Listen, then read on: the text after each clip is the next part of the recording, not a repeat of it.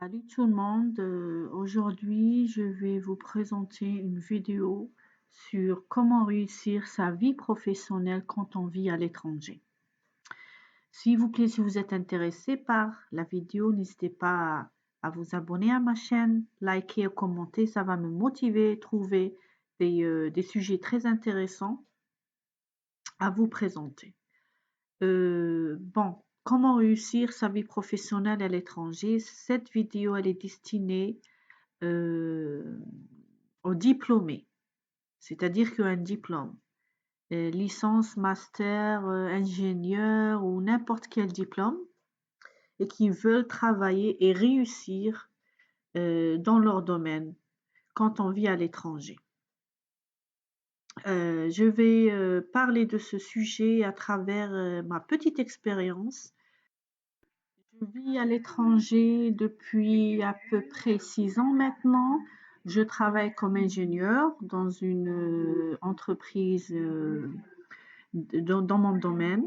Donc, je vais vous présenter quelques points que je trouve essentiels pour trouver un emploi, c'est-à-dire dans le domaine que vous souhaitez. Et ça va être en plusieurs parties. Je vais parler du CV, l'entretien et ce genre de choses. Avant tout, on va commencer par le premier point, c'est apprendre la langue du pays si elle vous est étrangère.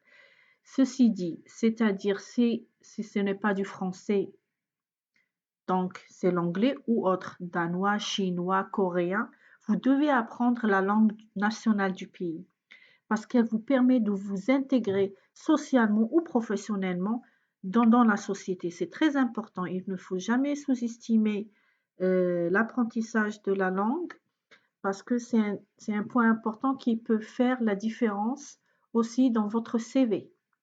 Ça veut dire que vous êtes intéressé au pays, à sa langue, et par l'apprentissage de la langue, ça veut dire que vous êtes intéressé à la culture. Donc, c'est un bon point pour vous socialement et au point de vue professionnel. Le deuxième point, c'est constituer un réseau social, c'est-à-dire un network. Il ne faut pas hésiter à aller vers les autres, à faire des connaissances, établir des contacts. Si vous êtes jeune, vous pouvez rencontrer dans les cafés, les restaurants, les bars, les sorties, le sport, quand vous allez au fitness club par exemple. Si vous êtes membre d'une association, vous pouvez aussi faire des connaissances là-bas. À travers ces connaissances, vous pouvez trouver des gens qui sont là avant vous et qui peuvent vous donner des informations intéressantes et des ficelles sur le marché du travail et comment ça fonctionne dans le pays où vous êtes. Aussi, les réseaux sociaux peuvent vous être bénéfiques comme Facebook, LinkedIn ou autres que vous connaissez, car en suivant des entreprises, des personnes, des recruteurs, vous serez notifié de chaque emploi en ligne où vous pouvez discuter ou demander des informations à travers ces réseaux. Un troisième point qui est aussi important, c'est la formation. Même si vous êtes licencié ingénieur ou autre et vous avez 10 ans, 20 ans d'expérience dans votre pays d'origine, ça peut ne pas intéresser le recruteur. Ça dépend du pays où vous êtes. Si vous venez du tiers-monde, hein, c'est pas évident pour trouver un bon job en Europe en vous basant sur les expériences de votre pays, hein. Donc, je dis ça par expérience. Donc, il faut entreprendre des formations ciblées afin d'étoffer votre CV. Ça ne veut pas dire que vous êtes nul ou quoi que ce soit, mais c'est-à-dire ces formations peuvent montrer aux recruteurs que quand vous êtes arrivé, vous n'êtes pas allé croiser les bras et attendre que ça tombe sur vous. Donc, formation de courte durée. Il y a des formations de 3 semaines, il y a des formations de 6 semaines à raison d'une fois par semaine. Il y a des formations que vous pouvez faire dans des centres ou à l'université, ça dépend. Mais n'hésitez pas à chercher et à chercher surtout des formations qui peuvent faire la différence. C'est pas ne faire n'importe quoi aussi. C'est-à-dire, il faut que ça soit que ça convienne à votre formation et convient à ce que vous cherchez comme job. Je donne un exemple. Par exemple, un chimiste ou un laborantin qui a une expérience large dans le domaine des techniques d'analyse, c'est-à-dire il a travaillé dans un laboratoire d'analyse, il veut se frayer un chemin et trouver un job dans le contrôle qualité. Peu importe le contrôle qualité, c'est vaste. C'est dans le milieu alimentaire, c'est dans le milieu pharmaceutique et autres. Donc, il peut faire une formation sur le contrôle qualité, l'assurance. Aussi, il y a un point important qui concerne aussi, qui est aussi lié à la formation, c'est de faire l'équivalence de votre diplôme. C'est très important pour savoir si vous gardez le titre de votre diplôme ou vous allez être dégradé. L'autre point, c'est être actif à travers des organisations ou associations caritatives ou d'aide à l'autrui.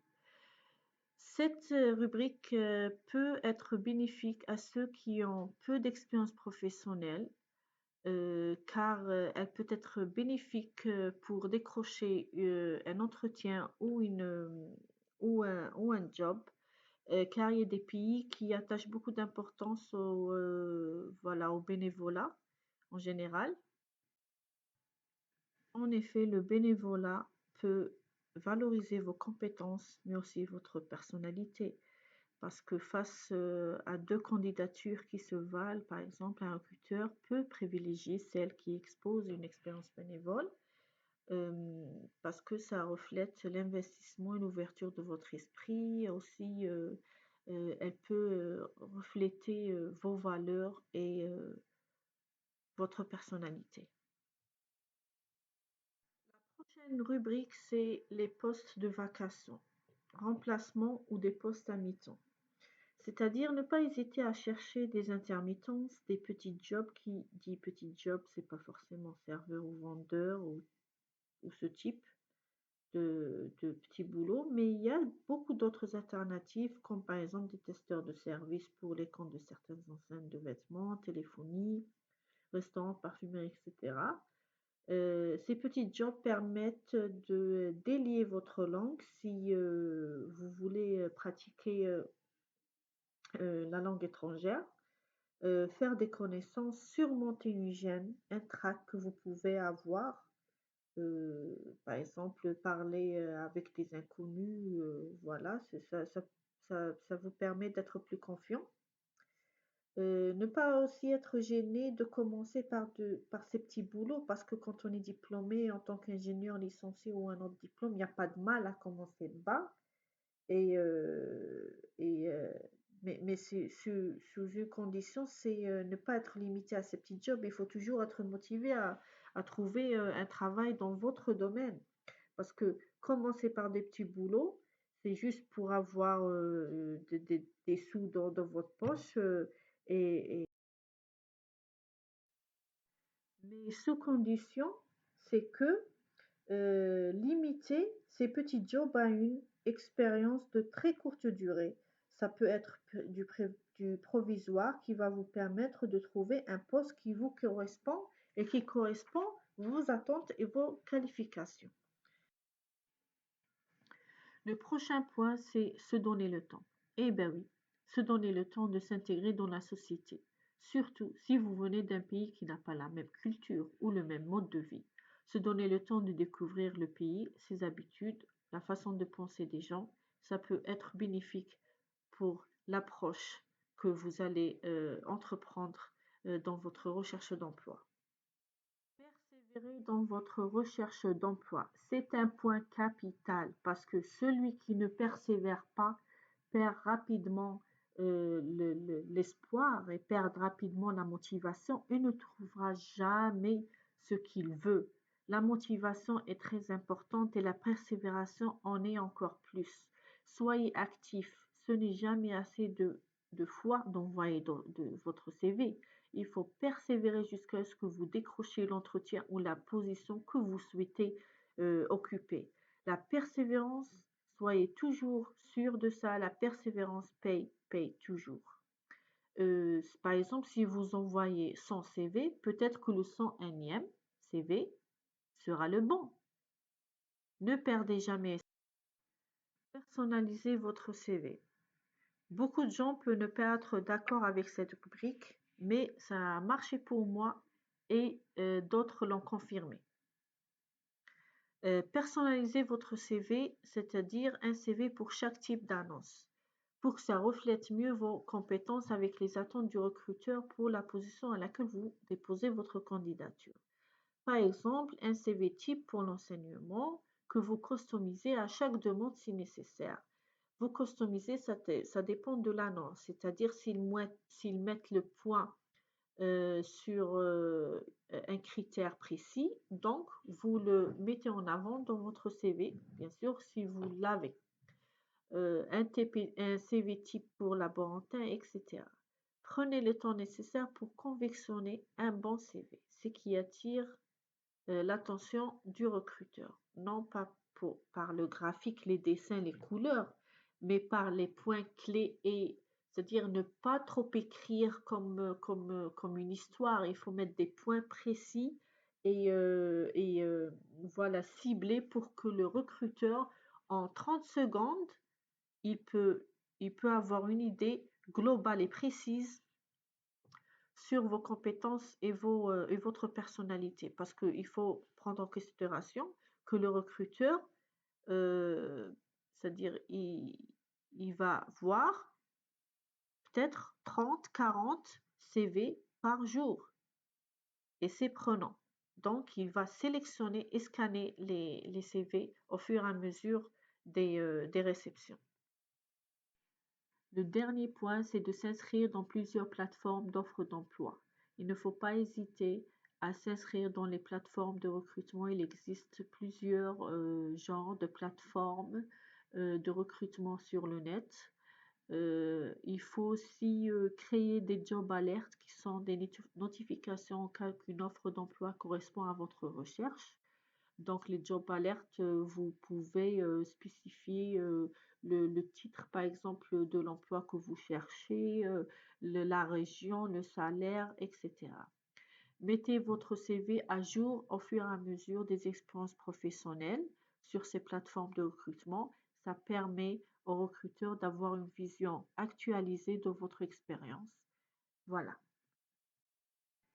Voilà, c'est tout pour cette première partie. Je vous donne rendez-vous pour la deuxième partie, comment décrocher un entretien.